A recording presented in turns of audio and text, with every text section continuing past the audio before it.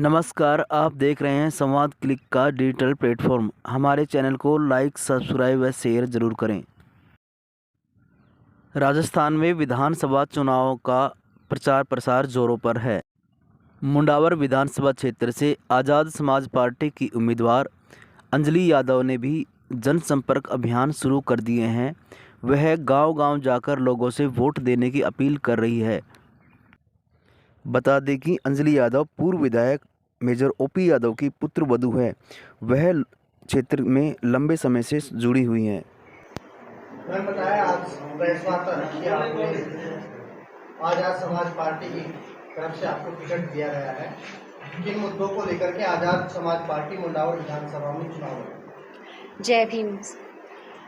सबसे पहले मैं आप सभी को आपको बताना चाहती हूँ कि हमारी मुंडावर में बहुत सारी समस्याएं हैं, जैसे कि रोज़गार की समस्या सबसे ज़्यादा अहम है। और आप देख रहे हैं कि हमारी पार्टी असपा में, आज़ाद समाज पार्टी में सबसे ज़्यादा हमारे साथ युवा जुड़े हुए हैं और सबकी एक ही परेशानी है कि रोज़गार की समस्या बहुत अहम है।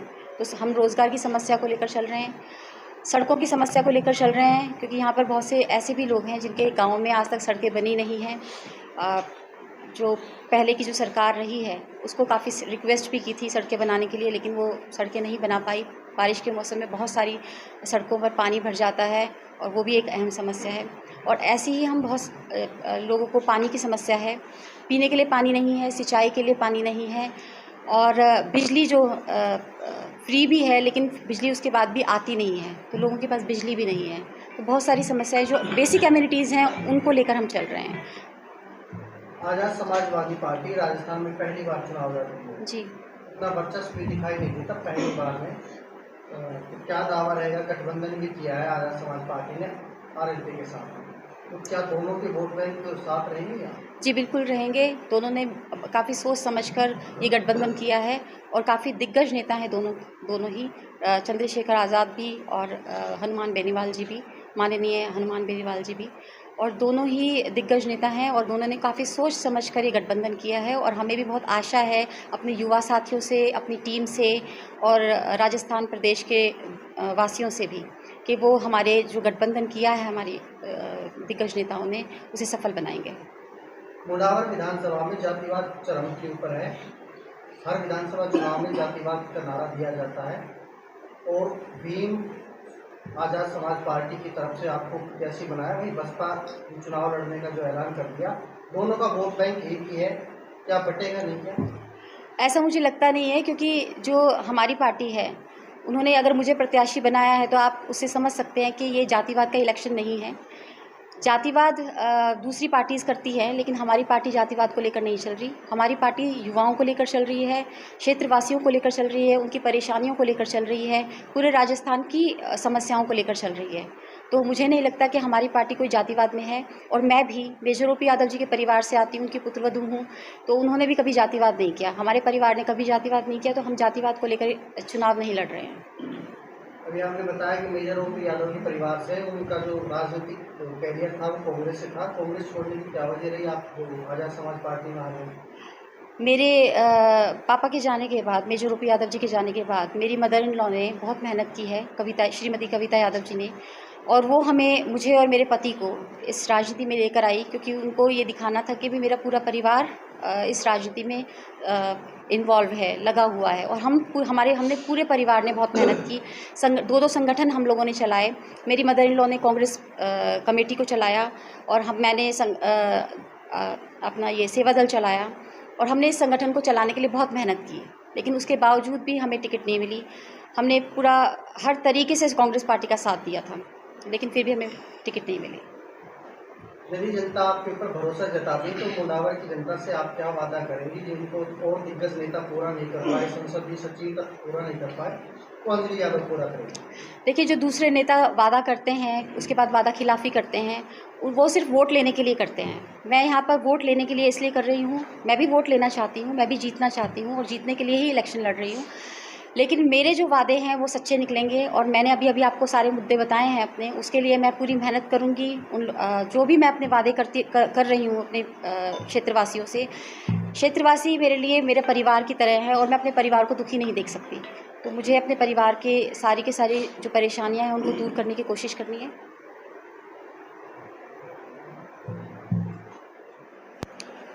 आजाद समाज पार्टी राजस्थान में चुनाव लड़ने का ऐलान करते हैं। मुंडावर विधानसभा को लेकर के क्या समीकरण रहेगा आजाद समाज पार्टी का, किस तरह से चुनाव होते रहेंगे उनके?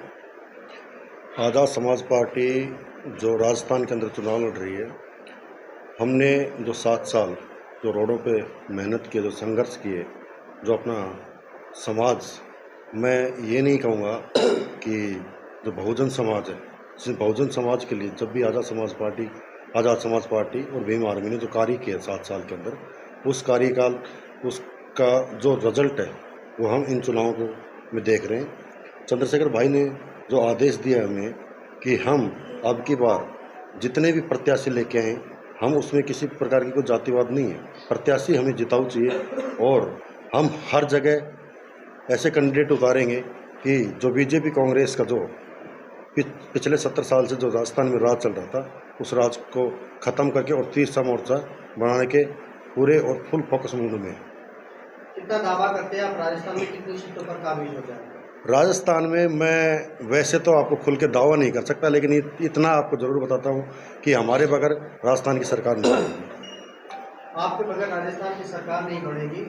पिछली बार देखने में आया कि बसपा ने 6 प्रत्याशी जीत करके विधानसभा में गए थे और जनता आरोप करती उन विधायकों के ऊपर उन्होंने सूटकेस की राजनीति की, क्योंकि बहुमत में तो आपकी सरकार आएगी नहीं, तो इस तरह से आरोप तो आपके ऊपर भी आएंगे। इन चीज़ों को भूल जाओ। हम तो अगर सरकार में नहीं थे तभी अगर हम जो विधायक और मंत्री हैं उनको चैन से नहीं सोने देते, तो हमारे तो अपने परिवार वाले वो हमें छोड़ के कहाँ जाएंगे। चंद्रशेखर भाई ने साफ साफ कहा है, जो हमारे कैंडिडेट हैं हम उनको वो चीज़ देंगे कि वो चाह के भी परिवार को छोड़ के ना जा सके। जैसे कि मैं आपको बताऊं कि जो बसपा है उन्होंने क्या किया कि अपने पहले ही सूटकेस भर लिए और वो ऊपर उन चीज़ों को रख नहीं सकते। हमारे अंदर वो चीज़ नहीं है। हमने कैंडिडेट देखे हैं और कैंडिडेट को इतनी मजबूती के साथ उतारेंगे। और अब की बार मैं आपको ये दावा कर रहा हूँ कि अगर हमारे 10 विधायक भी अगर राजस्थान में जीतते हैं आज़ाद समाज पार्टी के, तो उनमें से 5 मंत्री पद पे होंगे। आजाद समाज पार्टी का कुछ दिन पहले संविधान बचाओ रैली का आयोजन किया हो रहा था और चंद्रशेखर राव ने फोन करके अलवर में आपकी समरूप मानते कि संविधान को खतरा है? जब 15 अगस्त को अगर लाल किले से जो हमारे देश के प्रधानमंत्री नरेंद्र मोदी, उनके जो मुख्य सलाहकार है, उन्होंने एक बयान दिया था कि अब देश का संविधान पुराना हो गया, उसको बदलने की ज़रूरत है। और आज से नहीं, हम देखते आ रहे हैं जब से ही मोदी की सरकार आई है तो उन्होंने बार बार इस संविधान को छेड़ने की कोशिश की है, लेकिन भीम आर्मी और भाई चंद्रशेखर की वो ताकत है कि वो संविधान की तरफ आंख उठा के भी नहीं देख सकते, क्योंकि हमने बार बार ये करके दिखाया। 2 अप्रैल को भीम आर्मी पूरे भारत को बंद किया था, जिसकी वजह से उनको वो फैसला वापस लेना पड़ा।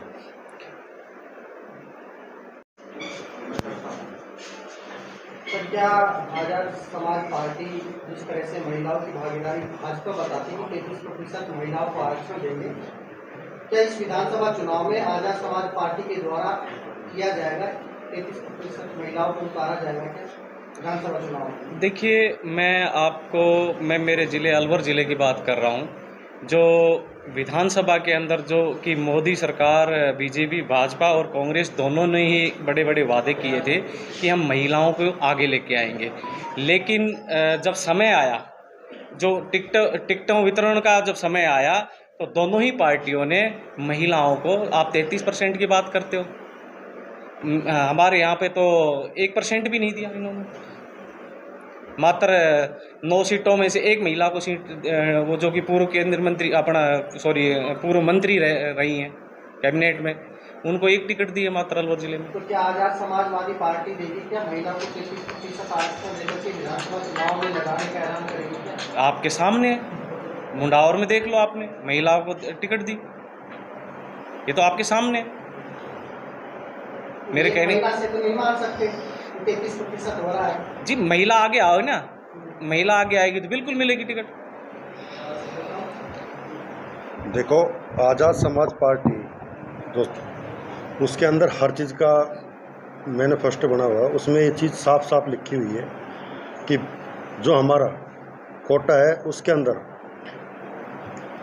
25% महिलाएं सुरक्षित है। जो भी महिला अभी भी हम कयास लगा रहे हैं कि संपर्क में भी है, अगर हमारा वो संपर्क सही होता है तो हम मैडम अंजलि की तरह दूसरी जो हमारी महिला आएगी वो भी मजबूत कैंडिडेट होगी। और भाई ने साफ कहा है कि 25% जो हिस्सा है वो सिर्फ महिलाओं के लिए। हमारे अंदर किसी प्रकार का कोई भी अगर जो आप ये मान के अप्रोच वगैरह मान के चलते हो वो चीज़ कुछ नहीं है। जो मजबूत कैंडिडेट है, जिस दावेदार है, हमें लगता है कि सक्षम है राजनीति करने में और संगठन को मजबूती दे सकता है, हम उनको पूरा मौका देंगे।